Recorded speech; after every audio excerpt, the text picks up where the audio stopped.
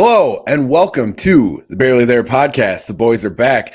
This is Duke Coughlin. You can follow me at that pod guy Duke. That's Lucas Perfetti. You can follow him at Lucas Perfetti 46. Be sure to follow the podcast on Twitter at Barely There Pod. And if you want to join the conversation, as always, check us out on YouTube. Just look up Barely There Podcast. Lucas, it's been a while. I think it's been a little bit over a week. Definitely the slow point in the offseason, but we definitely have we got some Chicago Bears throwing footballs. We got some rookie camp updates, man. We got a little bit of everything. What's going on, buddy? Yeah, man. I think you kind of hit the nail on the head. I'm doing well, but after the schedule is released, and we're gonna go over that today, there's really not a ton going on until training camp, and even still, it's all kind of secondhand. So we're gonna try to make it fun for you guys and do a couple things. But yeah, overall, everything's been just peachy on Bears Twitter as always, as just as hostile as it always has been. Yeah, I mean, we have full-blown wars going on over quote tweets, over sharing videos. That's not our cup of tea. That's not something we're gonna necessarily jump into.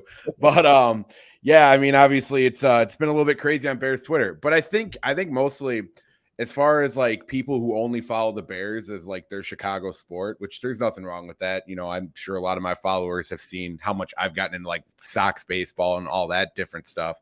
But like if you're just a Bears fan on Twitter right now and you don't follow anything else, like you're looking for anything. Like you are looking for any type of action. Like you want all the smoke when it comes to anything like Chicago Bears related. Like if somebody says Justin Fields isn't going to throw for 5,000 yards, like you're up in arms. Like so any little thing. So I think tensions are just naturally really high right now. And I mean, yeah, and you know, of course, I think at this point it's going to circulate weekly until Fields gets an extension. That they're not, you know, they're trying to actively sabotage polls. I think was the last article was that was written, which is just like, you know, fucking insane, dude. Twitter really is the wild, wild west. They can be the best app on the planet, but it can also be pretty toxic and, you know, just not enjoyable overall.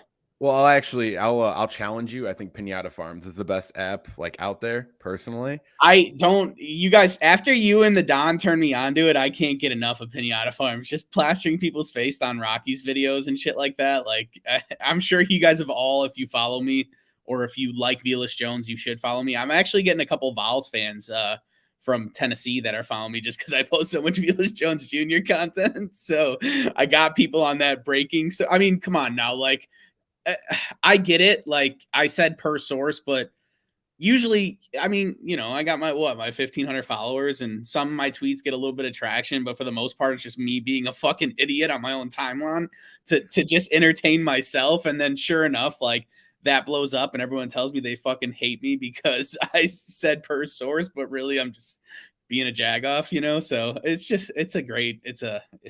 you know how it goes. Yeah. I mean, it's people who can't read the room. And I love it. Like those are my favorite type of people. Because I think one of my favorites had to have been your Kyle Long tweet and just all of your replies being like, duh, dude, he's not coming back. He's never playing again. He's not coming back to Chicago. There's no way. He's too injury prone. And it's like, just chill the fuck out. Are you serious? Bro. Like, do you really think Kyle Long's actually coming back to play football in Chicago? Like, come on. Yeah, just go outside for a walk, homie. You know, dude, exactly, man. Look at grass. Maybe pick up a job application. Maybe, you know, a baseball bat. Like, maybe hit up a singles club. You know, I don't know. Like put a ball in a hoop, you know, push a fucking hoop down the road. Like, I don't know what to tell you. Just do anything but what you're doing right now because you suck at what you're doing. Yeah, for sure. That's the best is like when someone really doesn't understand Twitter and just takes it all seriously and you're just being a shitbag the whole time and like poking the bear. Gotta love it. Yeah, no, that's what I mean. Like we're literally at this point. What was that? I was gonna say, should we get into more serious stuff or just keep talking about how we're Jagoffs? Yeah, no, I want to make one more Jagoff point before we jump on. But like, I just like that's the point where we're at with Bears Twitter. Like, I think like that just kind of brings it all the way, you know, all the way fucking together. Justin, I love that you're in the comment section, buddy. Thanks for listening. But like, that's everyone's so on edge, man. Like, they are so starved for football. Like, and that's why we're going to talk about what we're going to talk about today because the Bears are giving us a little bit, you know, as they do every May. We have a pretty exciting draft class, including, the guy headlining the draft class in Velus Jones Jr. But Lucas, what are we talking about today? What does Lucas Freddy have up his Well, sleeve to talk first, about Chicago? I'd like to tell you, if you're starving for football, I mean, if you need some football content, the USFL isn't terrible. Yeah, I mean, I don't want to even get into it. That's partially what I was responding to in the beginning of it.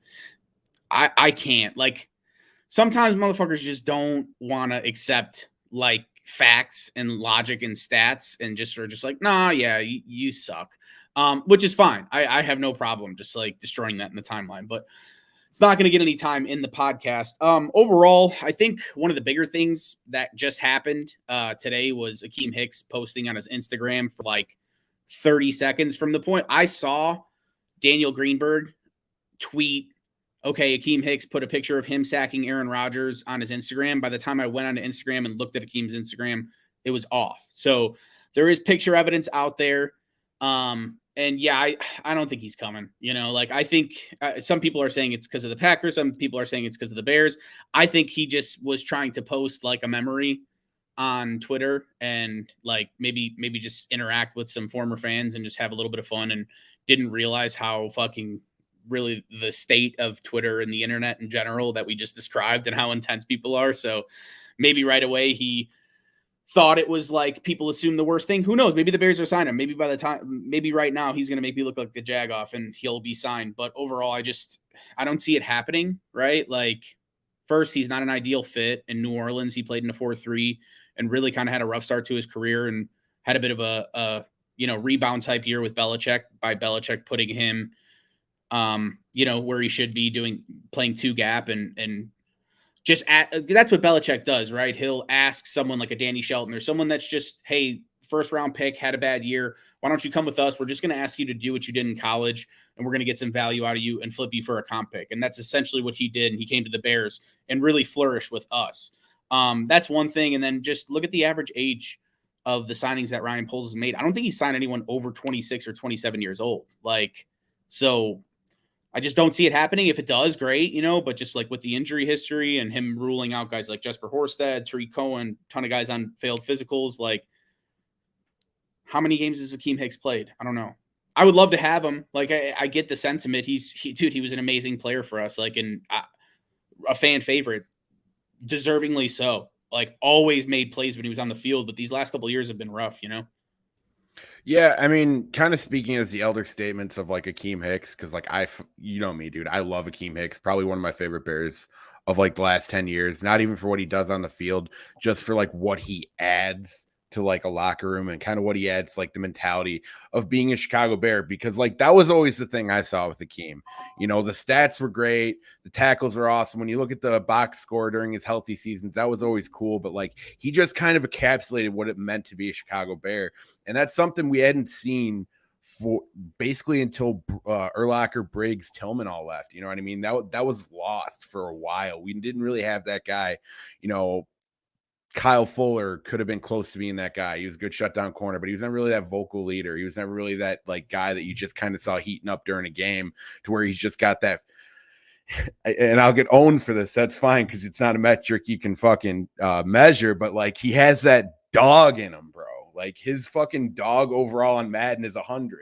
Oh, 100%. You can measure that, and it's clear as fucking day with Akeem Hicks. Yeah, and I mean, like, so I definitely understand. I think he got kind of woken up to a tough market. It's really hard to justify signing him to big money right now, or really, a big contract in general. Even like most teams aren't going to want to take a shot at a 1-year deal because he simply can't stay on the field.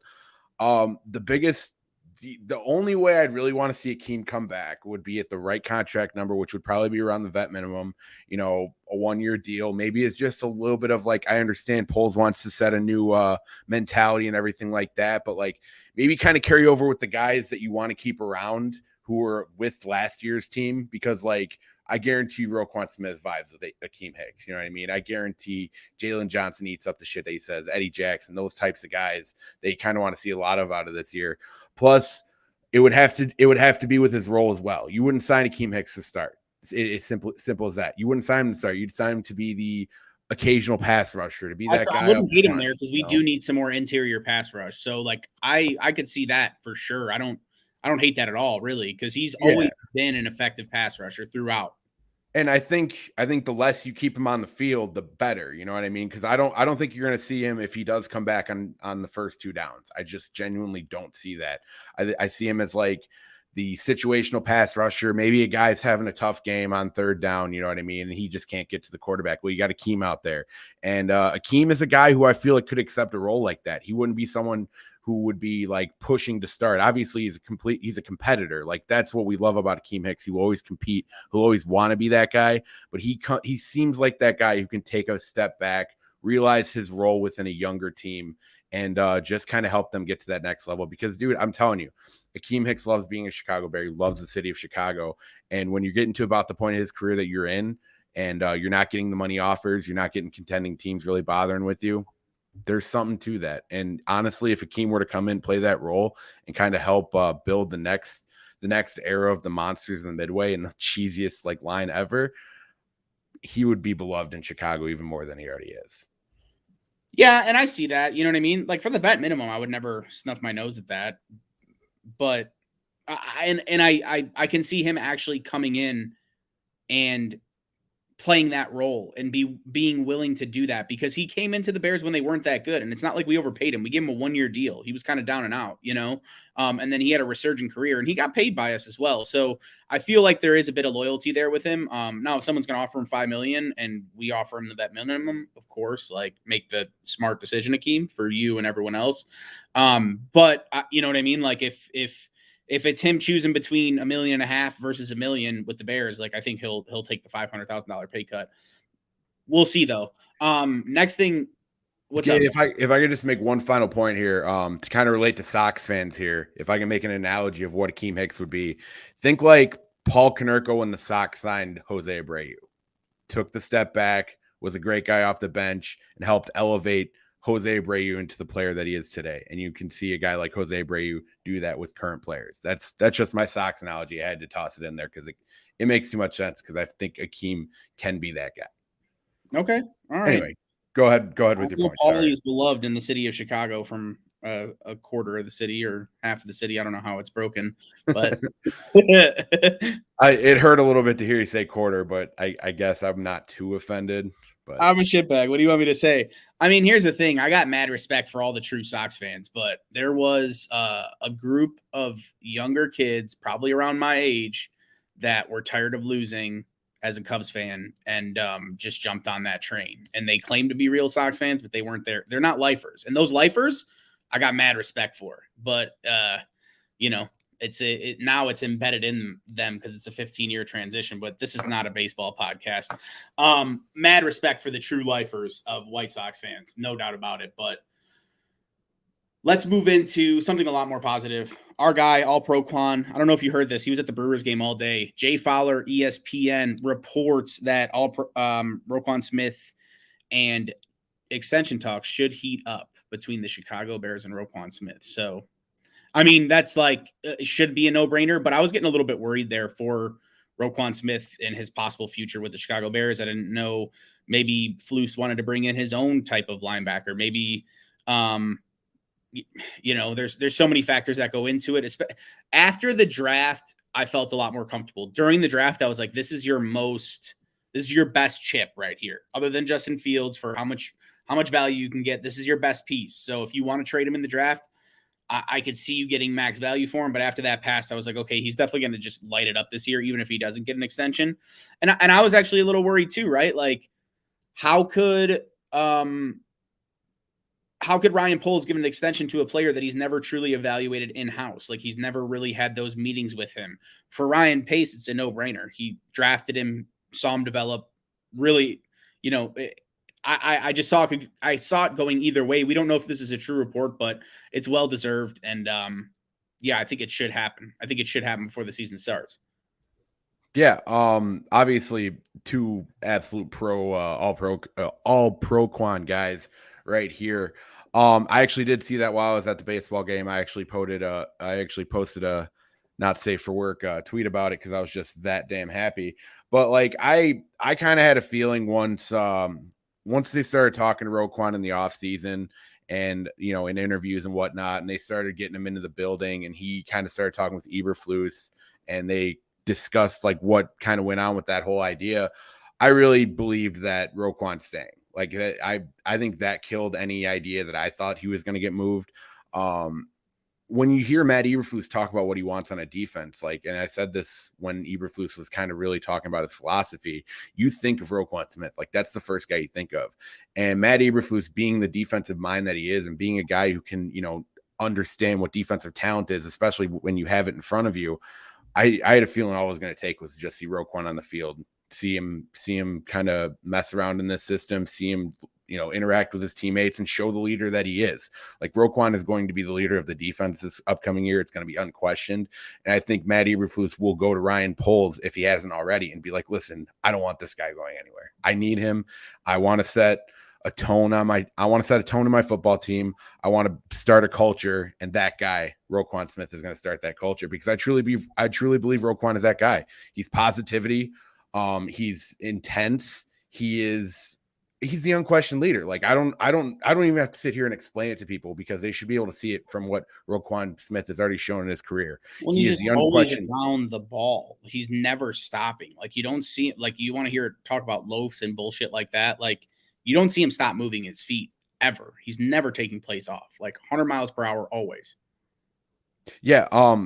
To answer your question, Lap, I believe he does have an agent. He just does not have his original agent with the original holdout in his contract. I could be wrong on that, but yeah, I mean, like, even outside of what he does with tackles, with interceptions, whatnot, even all the great plays that he makes, he's constantly in the middle of that defense, telling people where they need to go.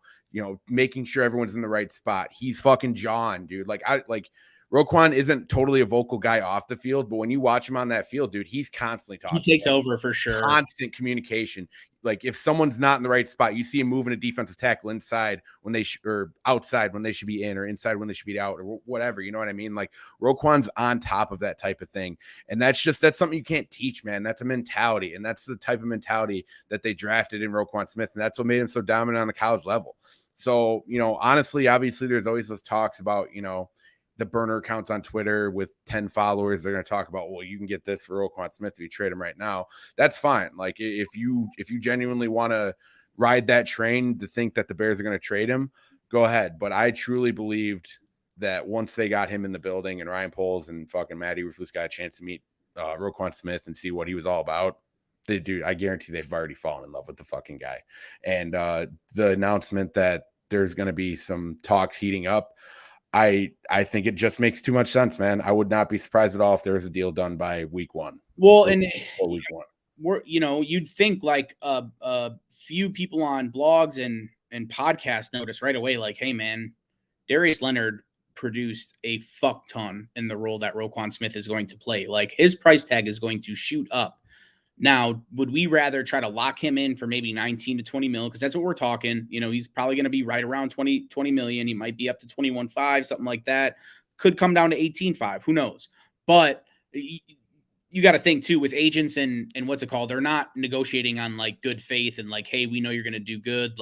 A lot of times they're bringing accolades into the mix, and they're going to say, okay, well, Fred Warner makes this much and it's depreciated, or it's depreciated this much in the years with the salary cap raise. He has had this many first team all pros. You've had this many second team all pros. Here's a fair number. And then maybe a player might want to try to get a little more, or a team might get stingy. But I think that's really, you're looking at like that 19 mil, 18.5 to 21.5 range. But I think it's going to fall right around 19. I think he's going to come just under 20. Maybe I'll be wrong. But yeah, you think about like Eberflus knows too. He's like, if he watches some film on him, he can be like, hey man, this guy might go absolutely fucking insane, and it's going to cost us 23 million starting next year. You know what I mean? Like, so I think that kind of comes into play when you're thinking about it. You also look at how many blue chip players. Sorry, excuse me for hiccuping, but I'm just a fat fuck. I don't know what to tell you. But I can confirm all of that. Yeah, no, but without losing my train of thought, I think that all goes into the extension. I think it just makes too much sense. You don't have any blue chip players. What are you going to fucking not sign your last blue chip player? You don't have a first rounder till next year. Like Kyler Gordon, by all accounts, has been lighting it up in rookie or not rookie camps, OTAs, voluntary OTAs.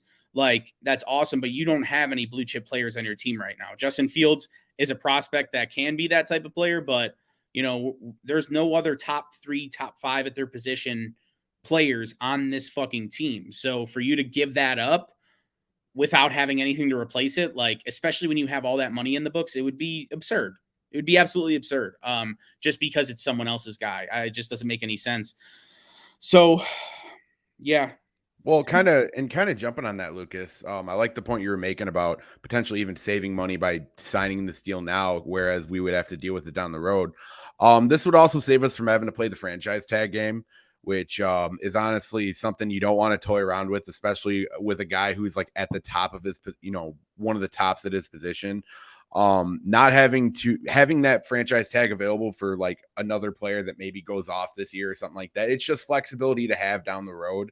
It just is so much better of an idea to just get this done and over with, dealt with. You have your team captain. Hopefully we bring back fucking captain's patch so we can just put this fucking just one that's bigger than everyone else's on Roquan's jersey. That's a great segue, actually, Duke. If you don't have much more, sign Roquan Smith makes sense. Ugga bugga, banging in a rock. It's really not fucking rocket science. Oh, and we have a ton of cap next year. So it legitimately makes too much sense. Like we could sign Roquan now and it will affect us absolutely zero down the road. Zero. None at all for future team building. And he'll always be productive. So honestly, any cap hit that he is in the prime of his career, come on. Like this just makes too much sense. Yeah, it's fine. It's fine, yeah. So yeah, speaking of captains, Matt Eberflus during his press conference, there's a couple things I want to comment on, but Matt Eberflus did not confirm nor deny if there would be set captains or weekly captains. So that will be my first strike on you, Flus, you cocksucker, if you don't give us permanent captains. I want to see a permanent C on Roquan Smith jersey, on someone who emerges as the special teams like standout gunner / maybe return man. Whoever is going to be, I want a special teams captain, and then I want David Montgomery. And I don't want it on a kicker either. I don't want a Cairo Santos. Cairo doesn't get the it. I don't want it. No, I want like one of these. Maybe giving me one rookie captain that's going to be a star on special teams. Give me Roquan Smith. Give me David Montgomery, and give me Justin Fields. Like, let's be an appropriate organization. Let's have some fucking respect for ourselves, and put a C on our quarterback's jersey and our middle linebacker. Or it could have been Mac too, your best pass rusher. Maybe your best corner, you're just the best player on your defense deserves it. That's Roquan Smith, makes all the calls. We talked about it. We don't need to go into it any further.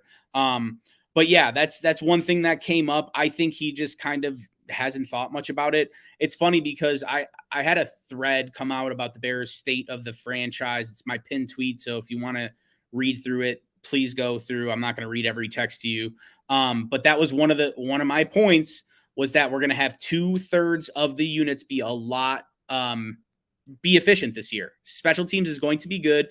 If you didn't really notice, like in the draft, we had 4 or 5 guys between the draft and free agency that have gunner experience, like straight up, like have been a gunner for multiple reps and put up stats for a couple of years, whether it was in college or in the pros. So that to me, like the last couple of years, we've really been short on gunners. We had Cordell Patterson. We had Sherrock, your boy Sherrock McManus.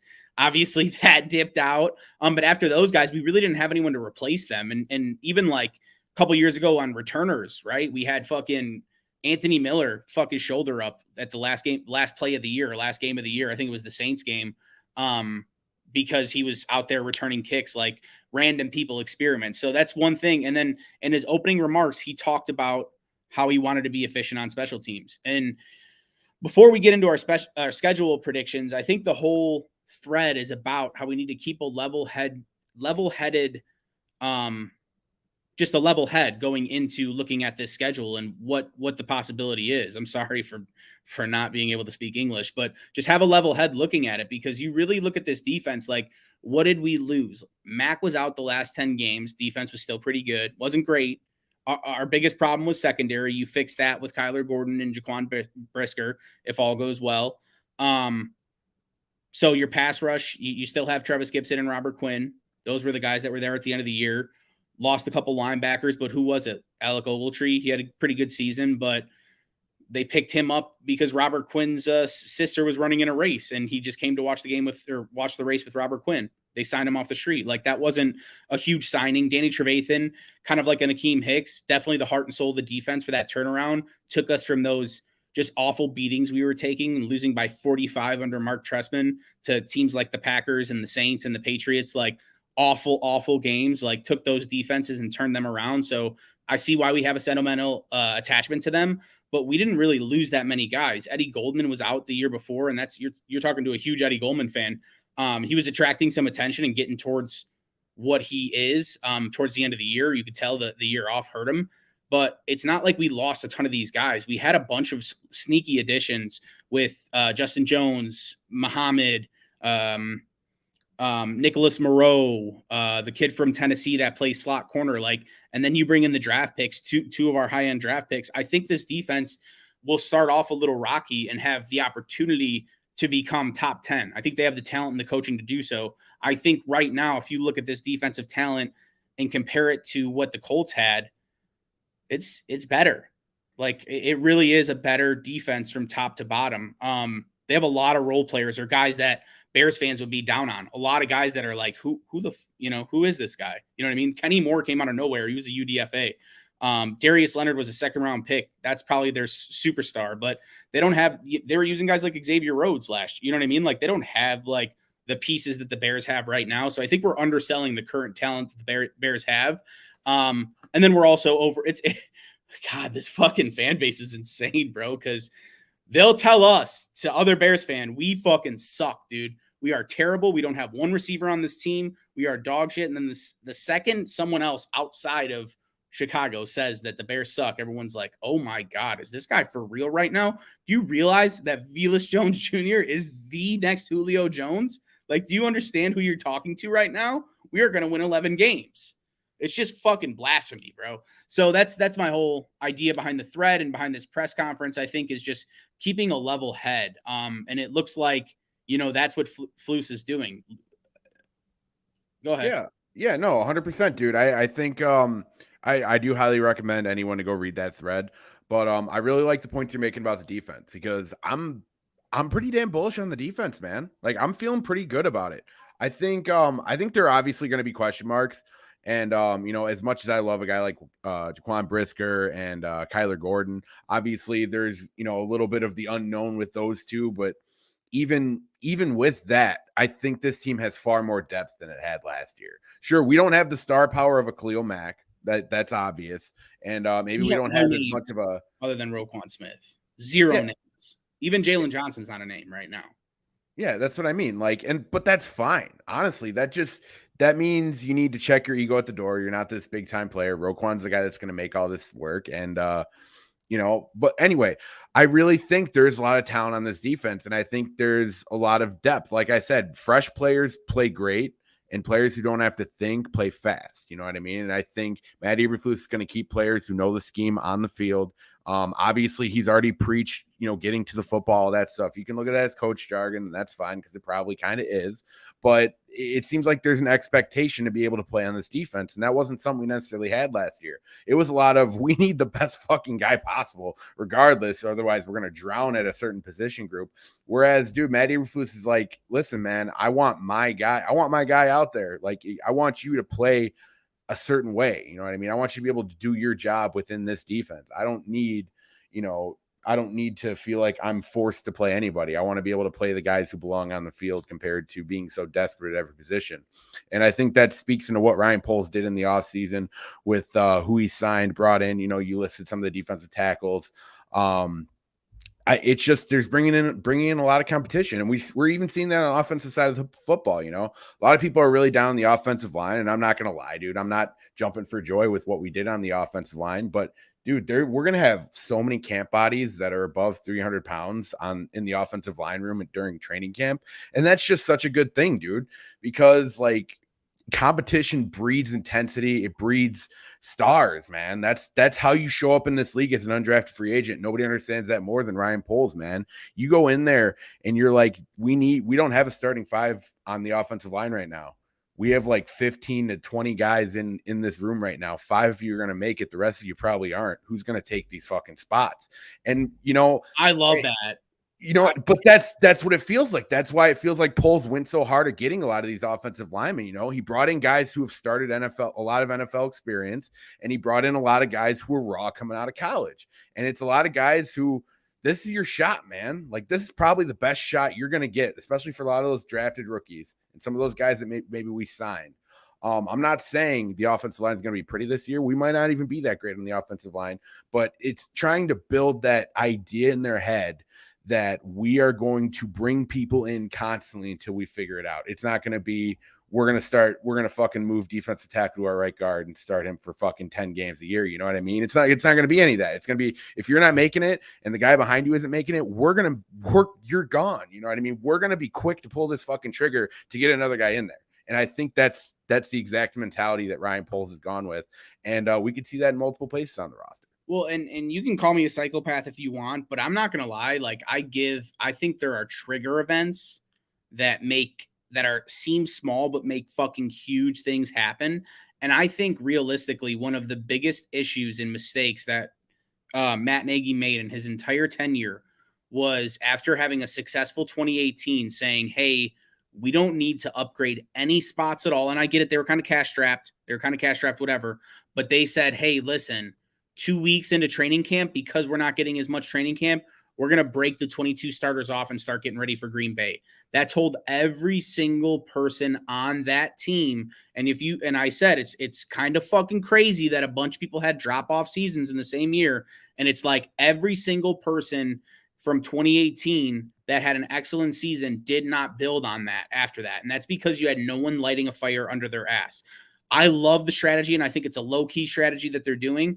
Bringing in Jaquan Brisker, you're saying, hey, listen, he's playing strong safety, so you're letting Eddie Jackson know, hey, this is still your spot, but he can also move into free, and then you bring in Elijah Hicks. Then it's saying, hey, listen, he can play both spots. They can both play both spots. So you are on fucking notice. Like, you got paid, whatever, that's fine, but you are on fucking notice. You better perform. And they're doing that with every single person. And to me, that, hey, you have 5 guys for one spot. Listen, I get it. Third, 4th, 5th round picks, 6th round picks, or whatever they may be. I understand. Some are UDFAs.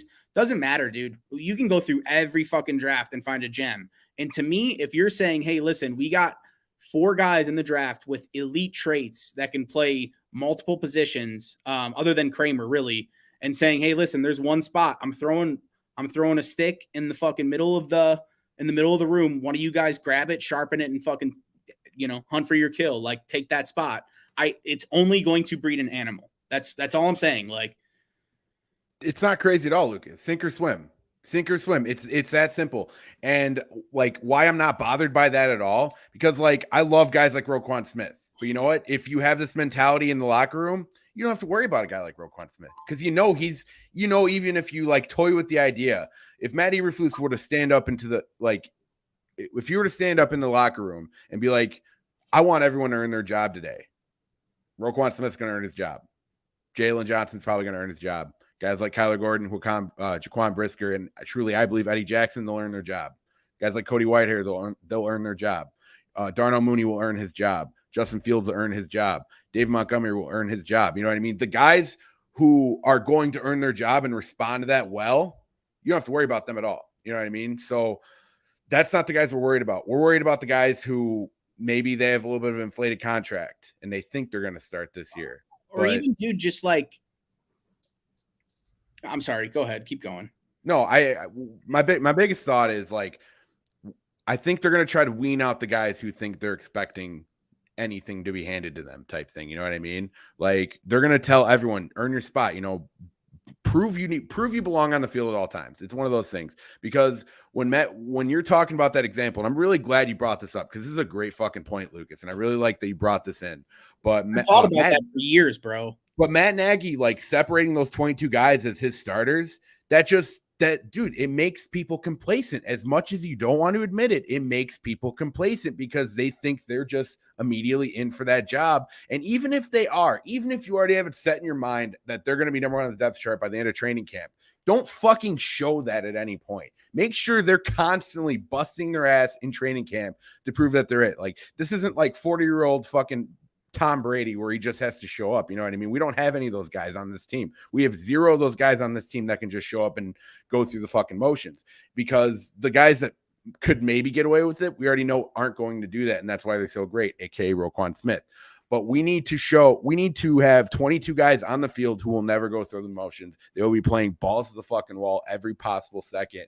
And I think, Lucas, that's what we're trying to build. Well, and a big part of being a coach, like that's what I was getting at before I was going to cut you off. Like, a big part of being a coach is understanding how to dangle the carrot. How do you motivate? Everyone is motivated in different ways. So I think the biggest thing, like, we saw, we're going to have to kind of touch on Tariq Cohen, but he talked about kind of how he was falling out of love with football and during the process of like his whole Players Tribune notice. If you haven't read it, it's really touching. It's fucking awful that his Achilles is hurt again. Like, it just seems like everything's stacked against them. And we've always been fans of Tariq Cohen whenever he was getting slandered. So it's like fucking prayers up to him. And hopefully he, isn't too, because it's the mental aspect of it. Just like, that sucks, bro. You could see it in the video. His ankle, like you could see, he didn't even think about the pain, the physical pain. You could just see his face. He knew. He was like, "Fuck, dude, another setback."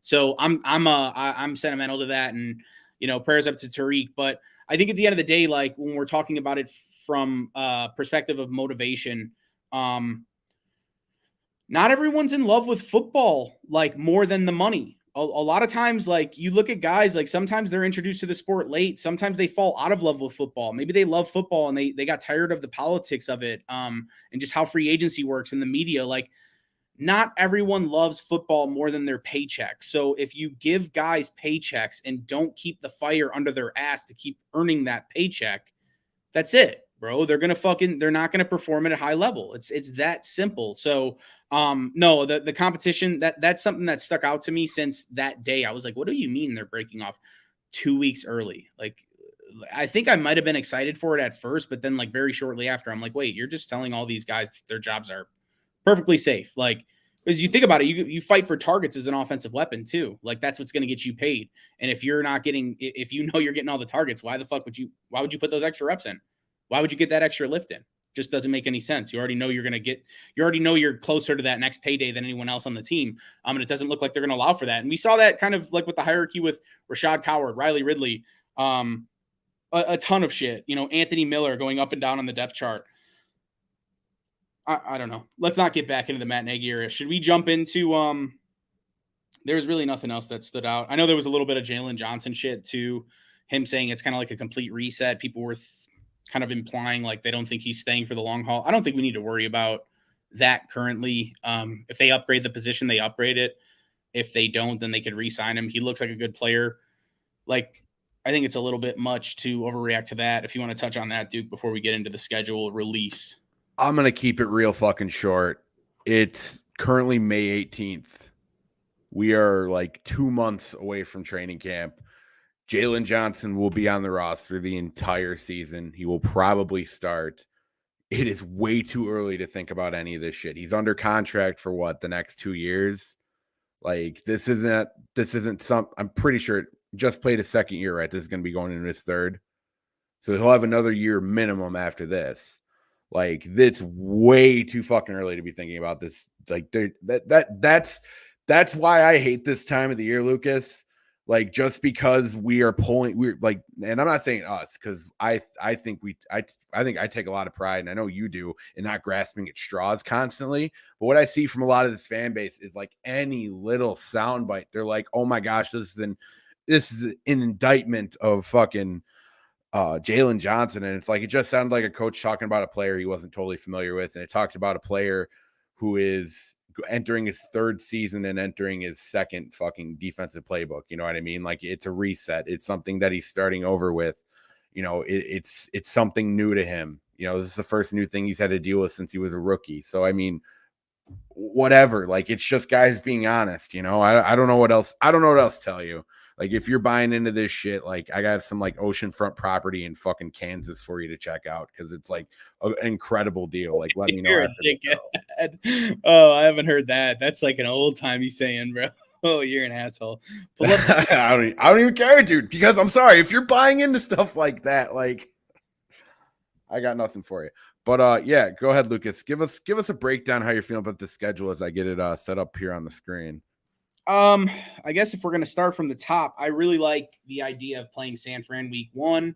That is if they are rolling with no, I don't know what's going on with Jimmy G at the current moment in the state of that franchise, but if Trey Lance starts getting his first true start, like taking over the team, we saw what happened with the Cleveland Browns and Justin Fields. I'm not saying that Trey Lance is going to get set up for fucking failure the same way that Justin Fields was, but things are going to not be working great. So that is a roster. When I look at this thing overall, like, here's the whole fucking season. Here's the whole everyone we're playing. There's really only a couple juggernauts, if you will. The Bills, the San Francisco 49ers, I think can qualify as that, but that's just because they find a way to beat teams in different ways every single year. They're just a good team. And they do have a lot of talent on their roster, even though there's question marks at quarterback, but I'm not going to call them a juggernaut. Juggernaut means you have to have the whole team put together and the quarterback. That is the Buffalo Bills. Green Bay Packers, I think their best shot at winning a Super Bowl last year, and possibly the year before. Those were probably their best two teams. I think they're taking a step back talent-wise. Packers fans won't admit that, but at the end of the day, even if we really liked Christian Watson, because of his straight line speed and his ability to just do that one thing, I think they're taking a step back. They lost the best player on their offense. Davante Adams at this point in his career is better than Aaron Rodgers is at this point in his career. Yes, I know he's a Hall of Fame quarterback. Yes, I know he's one of the better ones. I don't give a fuck. Davante Adams was the most important piece of that offense last year. He's a coverage dictator. No one else on that offense is going to do that. Now, Aaron Rodgers is going to be able to scan the field and distribute the ball if that's what they're able to do, but you're asking Sammy Watkins to overperform. You're asking Christian Watson to get up to speed extremely quickly when we talked about how it's a risk because there is a ton of development that needs to happen. Sure, he's going to have 3 or 4 of those plays where they just get him a screen pass and he breaks it to the fucking house or a jet sweep or something like that. But at the end of the day, to really install him in this offense, it's going to take a year to maybe 3 because it usually takes a year or 2 for a regular, pretty good draft prospect. You know what I mean? Now you're looking at a guy that has a high ceiling to fill. So I think it could take him a little while to get up to speed. To get to the point where he's at, they're going to be in salary cap hell by that point. And yeah, I think they did a little bit more to shore up their defense. I think their defense is a little bit better, but I think their offense for sure took a step back. And yeah, I mean, like the Patriots are a pretty good team, but like there's a lot of poo on this schedule. Like, if I could just jump in real quick, Lucas, when it comes to the Packers, just to keep it in like the broadest terms possible, I think last year was their biggest shot to make a big run. And I don't think their roster is like, I think from this point on, with how much they're kicking the hoop down the road, their roster will never be good as it just was last year. I think that was the last great Packers roster we will see because it's eventually going to hit a point where you're going to have to start making some very difficult decisions. You just had to make an incredibly difficult one. Decisions are only going to get worse moving forward. So like I'm not that scared of the Packers. Like, I think they have the best chance to win the division. Like, I don't think there's any doubt about that, but I don't think it goes much farther than that at this point. And I don't think, like you were saying, Davante Adams dictates coverage so often. Like, I don't think we're going to see that as much with everyone else. And honestly, dude, you see what happens when Aaron Rodgers plays a team like the Buccaneers or like other top defenses. Once they shut down Davante Adams, it doesn't always work out too well. Yeah, he just starts all over his own nuts. Like, that's literally what he put up fucking 7 points in a playoff game. It's always someone else's fault except for Aaron's. No, but I think, like, dude, don't get me wrong. They have a chance to make a run. I'm not saying they're like a Chicago Bears making the playoffs in 2019 or whatever year it was. No, they're not going to be playing in the Nickelodeon Bowl. There's no they have a chance to make a run, but I think their best chance already passed them. And the salary cap, I don't think it's going to allow them to do that. Now, if they find a way to ship Rodgers and have someone else eat his contract, like then the whole fucking game changes. But right now, as it currently looks in the future, I don't think they're going to be, they could have solid rosters, but I don't think they're going to have a dominant roster for a little bit. It's going to be a few years. They have to get a couple more guys, and Devontae Adams took a couple years to develop. So you're really looking at it. Who are we looking at? We got the Falcons, the Cowboys. Cowboys are the best 8-8 fucking team every year. Kayla could tell you that. There's no doubt about that. They're they're just the flashiest team on paper, and they find a way to suck dick every single year.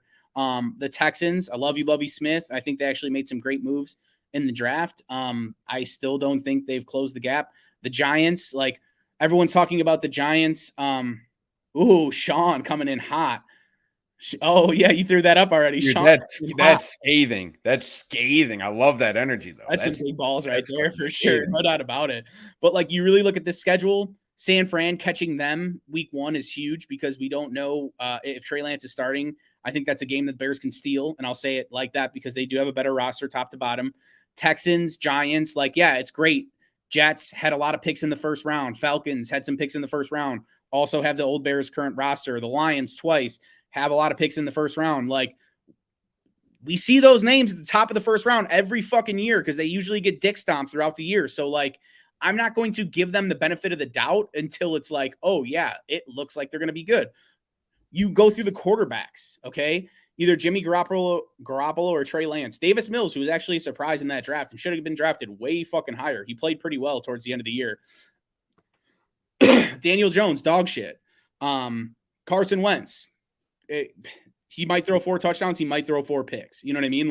Kirk Cousins, pretty good quarterback actually, but has continually fucking just pissed all down his leg every time he plays the Chicago Bears. It's we have his number for some reason. Yeah. So I think the biggest thing you're kind of driving the point home here is that there's a lot of winnable games in the schedule. This is not some insurmountable type deal. And honestly, if I'm looking at this schedule a couple years ago with the way these teams are built now, I'm pretty damn happy about, I'm pretty fucking excited about what the Chicago Bears can do with this. Because obviously, the Niners, that's probably going to be a pretty good game.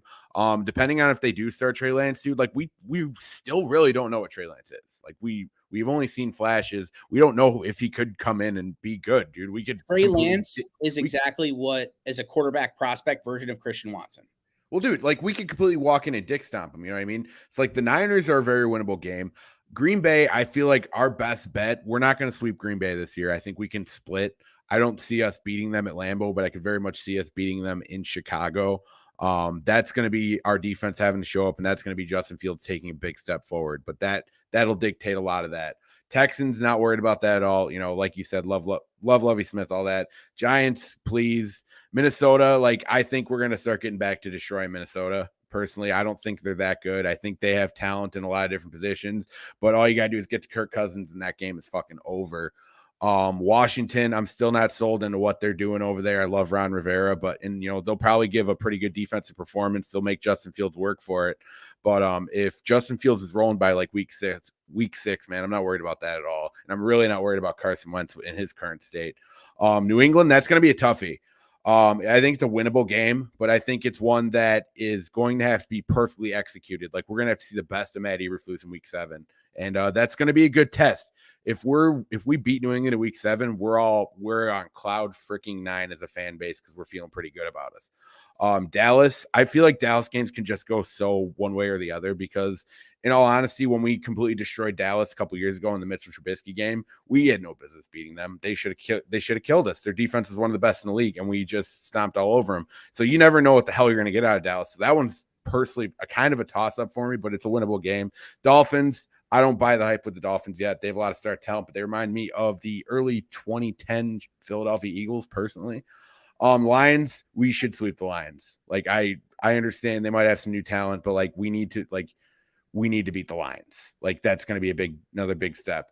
I could very much see us winning at least 9 games and going 5-1 in the division. I know that's probably crazy to a lot of people, but I think we can handle business. Element, Duke. Dude, I really believe we can do that. I think even if we go 4-2 and we lose 2 to the Packers, that is such a right step in the right direction. We just need to get back to handling business against teams we should handle business against. Atlanta, fucking Marcus Mariota. Are you kidding me? That's There's what I'm no saying, shot. dude. Like Like people are the New talking. York Jets. I'm sorry, Lucas. I know fucking Zach Wilson's your boy. The Jets ain't doing shit next year. Hey, I will say they did a lot to fucking help him out, though. I will say this run at the end of the season is going to be rough. And I understand like the late bye week has a lot of people kind of worried, especially with a first year head coach. But I think after a Packers game in week 13, if we're kind of keeping our head above water at this point and, you know, taking care of business, not losing those 3-point games that we saw so often in the Matt Nagy era, we need that in week 14. Because if we're going to either win or lose against the Packers in that game, we have the Eagles, Bills, Detroit, and Vikings. I know we were just talking about how we need to handle business against Detroit and the Vikings, but those two teams to finish out the year, that could be crucial if we were to actually make a run. I don't necessarily believe we're going to make a run. I think our real shot, if I'm going to make a bold prediction here, I think we go 9-8. I think we see a lot more of a well-coached, more disciplined football team, but I still feel like we're lacking just that little bit of star power to put us over the top. Well, yeah, and that's what it is. Like, so what was that team? The Bills, like right before they got Josh. No, there was one game where I think the Bengals won. Andy Dalton sent the Bills to the playoffs. Like, if the Bears do make a run at the playoffs, that's the kind of team they're going to be. They're going to be like someone that has no business getting there.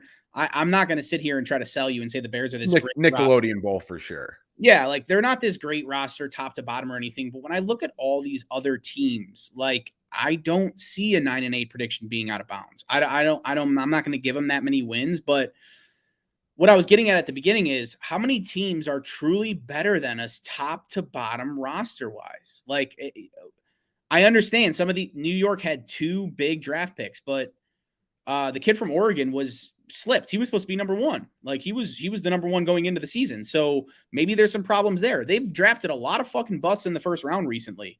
The Patriots are top to bottom better than us just because they're built with their lines and they play disciplined football. And Mac Jones is in a way better situation, even though, and that's because they run the fuck out of the ball. So people want to talk about putting quarterbacks in a good situation. Mac Jones was able to distribute the ball last year to guys that we don't even fucking know on that team. They had tight ends like the Bears, and they had a good running game. So, like, I get it. They have a much better offensive line, but you can also protect your quarterback and help your offensive line by running the ball. If you're always dropping back in pass sets, it's going to work to the detriment of your offensive line. So that's one thing. But I mean, just like when you really look at it, how many, like, you are supposed to lose this game. Like, you should lose. You should lose as the Bears. You should definitely lose the San Fran game. Not saying they will. You should lose the Patriots game. You should lose your Green Bay games. You should lose the Bills game. And then you should probably lose the Eagles, maybe the Cowboys as well. So now you're looking at, well, okay, there's still like 8 games right there. I'm also not buying into the Dolphins just because Tua. They added a lot of star power. I'd say out of all the teams that actually added to their roster, that I'm buying into the hype. Sorry, I'm just so fucking fat. I keep hiccuping. Yeah, you are. But Before you keep going, dude, Tua sucks, but now continue. No, he's terrible. Yeah. The 2 teams I'm actually buying into the moves they made are the Dolphins and the Jets. But I think the Dolphins are limited by quarterback play, and I think the Jets are still kind of far away on defense. So, I like Zach Wilson, though. I'm not going to sit here and try to shy away. We're not going to get into that debate here, but I do like Zach Wilson, and I have a signed rookie autograph card that I pulled from a pack. So I need him to fucking go nuts as well, because that'll be worth a pretty penny. But yeah, man, I could see this. Yeah, dude, like 50 cents at the thrift shop one day, man. They'll put it right next to the Rick Meyer card. I hope to God this guy goes Hall of Fame. You'll never hear the fucking end of it. But you will never hear the end of it, dude. I swear to you, you'll get packages delivered to you once a week, letting you know, just him while he's wearing his gold jacket. But yeah, and I'll do it snail mail style. I'm not going to send it via SMS or email. Like I'll pay for the fucking postage to just absolutely just give me your address in 40 years. But yeah, I mean, I could see this team winning 7 games. I could see him winning even possibly 10. Like, I'm not going to sit here and say that that's what they're going to do. But a lot of these games that they can go either way. Like, I do think that the Bears can steal one. Division games are always different, right? Like, division games are always played differently. And with the Chicago Bears, with Lovie Smith, Green Bay was always a split, or, you know, the Bears were not just getting fucking pounced on. Maybe towards the end there a little bit when the defense was getting older, but I think Lovey won like his first 7 of 10 or something crazy like that against the Packers with Brett Favre. So divisional games are always a toss up, and then you look like, how good are the Eagles? They're decent. They're a pretty good team. Like, but are they great? I don't know. Cowboys best 8-8 team always. Atlanta, Marcus Mariota's garbage. Like, I just see all these names and I'm not scared by them. It's not anything like last year's schedule where you had the Seahawks, the Rams. It's like, okay, if I saw those teams, I'd be like, we are losing against the Rams. We're losing against the Cardinals. We're losing against the Seahawks last year. You know what I mean? With this roster, like, I see it differently. We're losing against the fucking Steelers, the Ravens. Like, our schedule was so much harder last year that I think people, like, you're underestimating how many of these bad teams stay bad, and how often they just never improve. Like, what's a good Jets team since Rex Ryan? Yeah. So I think Chad Pennington, they won the division, or yeah. Like Chad Pennington, obviously Sanchez had the 2 NFC championship runs, which are it's just ridiculous point in fucking NFL history right there. Yeah. I guess the biggest way I would probably encapsulate how Bears fans should feel about it is like think like what 2019 when we were, or what was it, 2020 when we went to the Nickelodeon Bowl. Think about that. Think about how you felt about the Bears playing in that fucking game. Like, it felt like, wow, what an underachieving season. There's no fucking reason we should be playing this. It's only that much worse because it's on Nickelodeon. Like, how in the world did it go from 2018 to this? If the Bears were to make that game this year with the roster that we have after what we had just dealt with the past few years, I'm feeling really fucking good about it. I don't even care if we lose the game. I'm feeling like a guy who actually sees some sunlight at the end of the road. You know what I mean? I'm seeing a team that is going to go into next year being like, you know what? We're not that far away. Whereas, like, when it happened before, it was like we should be playing later in the playoff fucking schedule. You know what I mean? We should be playing in the next round already. We shouldn't be worrying about this type of stuff because that's how talented that team was back then. But like where we are as a team, like that's where I want expectations of Bears fans to go. Like, I don't want you to think in the 2018 mentality anymore. That shit is dead. You know what I mean? Like, this isn't a team this team is not as talented as that was. So like, this type of record is not a disappointment. Even just winning 8 games, that's not a disappointment in my eyes. You know what I mean? Like, obviously you have to have this idea that you want to win the Super Bowl every single year. Every team is going to preach that, dude. Like, the fucking Jaguars are going to preach that shit this year, that they're going to go win the Super Bowl. But like, that is going to be a step in the right direction, just finishing around this, dude. Like, I've seen people predicting this team will win 4 games, and like, you can't sell me on that. Like, and I'm not even an over optimist, dude. Me and Lucas have sat here over and over and over again and I said last year they're a 4-win team. Like, I'm not going to always give them the benefit of the doubt, but yeah, like this. But we've said before, Lucas, like we're not winning the Super Bowl this year. We're probably not even going to win a playoff game if we make it, and there's a good chance we're not going to make the playoffs. But like, I also don't buy into the fact that we're a 4-win team. You know what I mean? This schedule, with the way it's set, with this roster set, I think there's going to be a couple surprises on the roster, and I think some positions will look like how they've looked. You know what I mean? Like, on paper. But I think there's going to be something that will put us in the right direction heading into next year. At least I think it will. You know what I mean? If that's my optimism, that's about as high as my optimism goes. Is this is going to be a year to build off of. Like, this isn't going to be a banner year. This isn't going to be the year to be like, holy shit, here we are. It's going to be, this team's going to go into next offseason believing they can do something. You know what I mean? Not that they're there, that there's still a lot of work ahead of the road, but that they can go do something with the right pieces and with the right guys coming together and with enough old-fashioned, grinding hard work. You know what I mean? Like, just like fucking really, really digging in and chalking your fucking knuckles and shit. You know what I mean? just mashing bullshit. But yeah, I really believe this can be this type of year. There's a lot. They'd be overachieving if they made the playoffs, but you really look at, I mean, we're playing how many different NFC opponents? 4, 5, 6, 7, 8, I think, or 7. Like, there's only 16 teams in the in the NFC, and not all of them are good. A lot of them are bad. A lot of the good teams are in the AFC. So I think like a possible 9-8 season where you sneak into that 7th wildcard spot, you're right. It would have a completely different feel. It wouldn't feel like we underachieved. It would feel like we overachieved. And then we have a full draft and $100 million to play with. And I wouldn't even want Ryan Poles to bust his nut if that was the case. I would want him to continue doing what he's doing, maybe make one high profile signing where you spend some money on a guy, extend another guy, you know what I mean? Like extend a Jalen Johnson if you really like him, spend big money on another guy, and then improve. Instead of spending money like $4 million contracts and $3 million contracts, get a couple $6 and $7 million contract guys to come in on 1-year deals. And just keep making. I want constant success. We've seen blips. We've seen that as Bears fans. I don't want that, dude. I want it to be this type of approach. And that's the approach they're taking so far. A lot of what we're saying, too, is also contingent on the fact that Matt Eberflus isn't going to be a dickhead. You know what I mean? Like, that's a big part of it. If he's a dickhead, then you're going to have to start all over. But with a well-coached team that has a pretty strong defense and good special teams, you have an opportunity to play above the bar that was set for you, especially by like a national audience. Yeah, no, 100%. I agree with that. I really believe, and that's what comes with if we do overachieve this year. If we overachieve, a lot of guys have to overachieve on this roster. A lot of guys got to prove that they're it. Justin Fields has to prove that he's it. You know what I mean? Like a guy like Travis Gibson has to prove that he's it as a pass rusher, or that Roquan Smith is that elite guy. Like, I mean, well, Roquan's a bad example because we already fucking know. But like, there are guys that have to overachieve. Darnell Mooney has to have a fucking 1,300-yard year to prove that he's a legit number one receiver. You know what I mean? So like, if we overachieve, there's going to be a lot of guys already on the roster that we're feeling really good about.